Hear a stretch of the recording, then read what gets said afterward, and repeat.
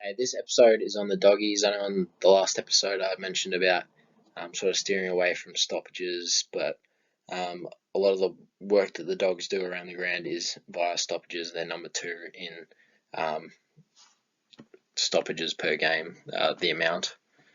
So, yeah, a few of it's going to be focused on that this time still. Okay, how to win versus the dogs. First point is to fight in the clearance and contested ball. Second in clearance differential, and third in contested possessions differential. They're getting their hands on the footy first, but they also concede the most tackles in the competition, 18th in opposition tackles. So whether that's because they're getting their hands on the ball in contested situations or they're sort of inviting a bit of pressure, they get tackled the most. So you can really put some pressure on there. Second is to take your chances. The doggies are quite good at limiting inside 50s against them and get a lot for them, so they're fourth in inside 50 differential. But when they go inside those forward 50 and defensive 50, they're not too hot. So if you take your chances there, that's where you can sort of win the game. And once you lock it inside your forward 50, you can often get tackles on them. Opposition tackles inside forward 50, they're currently 16th in the comp, so they concede the third most tackles. Last point is to get the ball to open space. They like it in close and congestion. So stoppages per game, no surprise, they're second. They're also really high up there in tackles as well. You saw the Oppo tackles, they're 18th, but for their tackles, they're third. So it's a very congested game, and they like to put the pressure on with their second in one percenters. So if you can really stretch out and get those uncontested possessions, that should be opposition uncontested possessions at 12th. That's where you can really start to break them open, as you'll see in some key videos. They're at their best, as we talked about in the last slide. The dogs love their in and under game with lots of contested footy.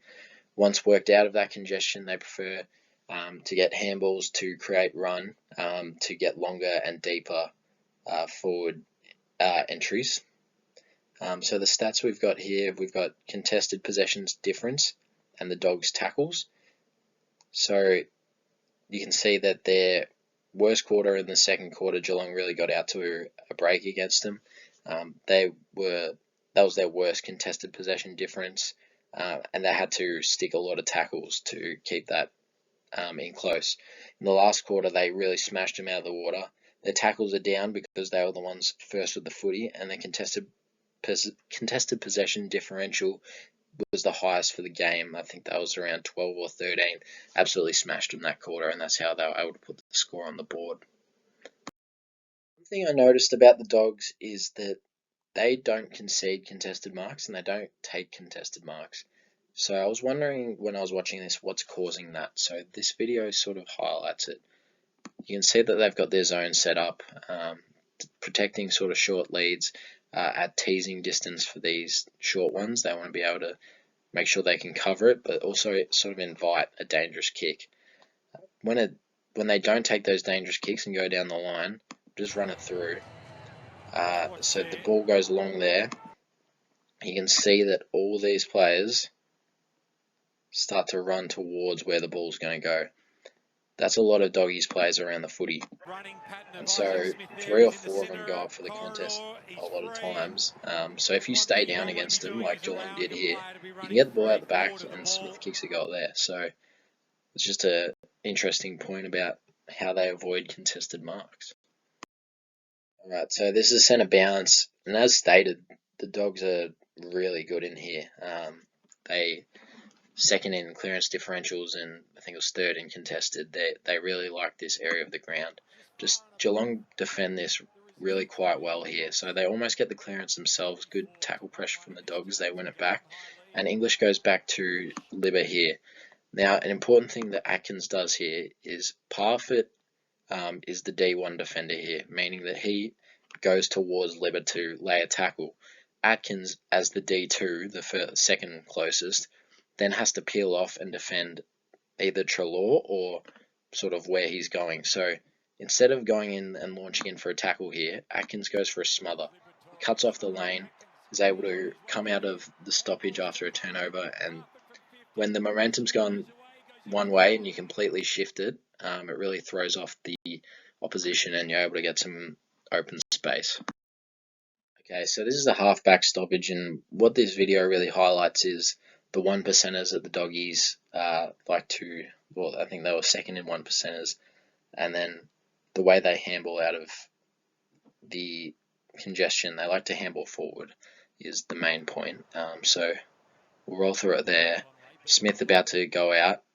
Great one percenter here to just affect that footy, and then they're able to just clean it up here and handle it forward. Right there, opens up the game, and they're able to hit a target inside forward 50 because Geelong's man had to come up and roll up. Ends with a goal here, but they made it look tough. This is a forward 50 stoppage. The reason I've included this one is because I was interested in seeing how they really load up their defenders on this side of the ground. A lot of teams have some coverage on the fat side of the ground, but I think that's Caleb Poulter is really the furthest across. And I'll show you in this clip that Geelong noticed that, and as we've done in their review, they just like to kick it to space. They like the open areas. So Paddy Dangerfield got a free kick straight away. He's kicking it across here. Look how much space there is. It's still one-on-ones, but it's better than kicking it to a massive congestion, which gets some sort of a transition, but gets cut off by the doggies. This slide highlights the value of teasing distance and how important front half turnovers can be to opposition. So De Koning has taken a mark here, and you can see that a lot of Bulldogs defenders are just sort of a little bit further away from their Geelong opponents. This is the important one here, as there's a sub being made here. As we roll through it, he then turns around and he sees two Geelong players open for a lead here.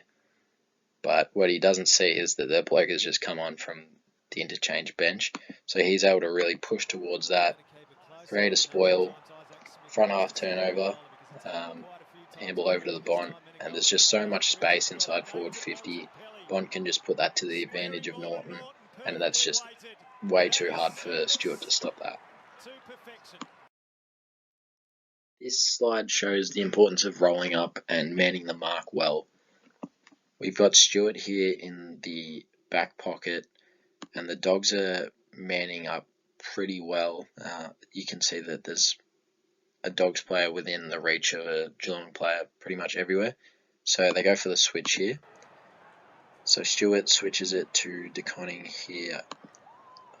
This is what I mean by teasing distance as well. That was on, but it wasn't really. So English mans this mark really well there. And look at the height on the ball, because he had to kick it around him, couldn't get the right kick, and Bont had rolled up onto this person, meaning he couldn't go short. So by hanging in the air too much due to the pressure on the man of the mark and the pressure of not being able to hit short kicks, it really gives the Dogs time to step in and intercept the ball. Norton gets done for holding the ball there, but yeah, that's great pressure for manning the mark. This is a wing stoppage that shows the importance for the Dogs of their forward handball use. So we've got quite a few players around the footy for the Dogs, and then Geelong players a bit further out, but sort of just an outnumber due to the extra number back here.